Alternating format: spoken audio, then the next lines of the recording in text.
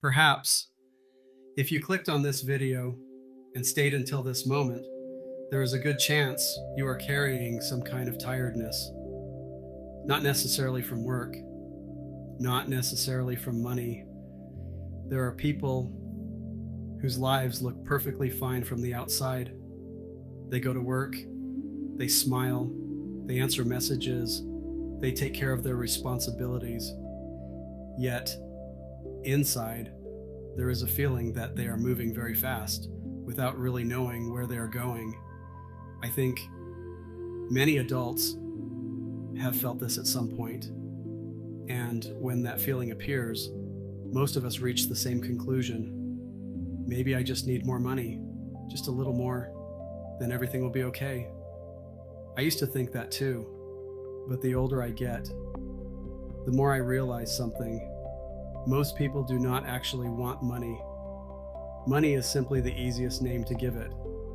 Behind it is often something else, a feeling of safety, a little room to breathe, a day without so much worry, or simply the freedom to live the way they truly want. And perhaps that is what many of us are really searching for. There is something strange about human beings. We can spend years climbing a ladder without stopping to ask, what is this ladder leaning against? I have met people who earned more money than they ever imagined, yet they were not happier. And I have met people who had very little. Yet there was a peace in their eyes that was difficult to explain.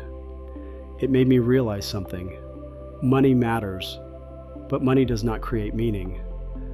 Money simply amplifies what is already inside us. If there is peace inside, so money may help expand it. If there is anxiety inside, sometimes money only makes that anxiety bigger. Perhaps the important question is not, how much more do I need? But, where am I actually going? There is a very simple question, yet I think it makes many people uncomfortable. What truly makes me happy? Not what other people admire, not what looks impressive online, not what makes me appear successful, but what makes me feel lighter, what makes life worth waking up for tomorrow. It sounds simple, but try answering it. Many people know their goals very clearly, yet they do not know their joys. We know what we want to achieve, but we forget to ask how we actually want to feel while living. Where I live, in Vietnam, people often share simple stories during family meals, not to teach, not to lecture, only to leave people with something to think about. There is one story I remember. Rabbit and Bear were close friends. One day Bear became sick. Rabbit was worried. He ran home, picked the finest carrot he had, and brought it to Bear. He felt happy doing it, because he thought, if it were me, I would love this gift. But Bear only smiled and gently placed the carrot aside. Rabbit felt hurt. He could not understand. I brought the very best thing I had. Years later, Rabbit finally understood. What is valuable to us is not always what fits someone else. The story sounds childish, but the older I get, the more adults I see living exactly like this. We chase things the world tells us are valuable: a title, a house, a number, an image of success. And after years of effort, we finally get them. Yet something still feels missing. Not because we are ungrateful, not because we are greedy, but perhaps because it was never our honey.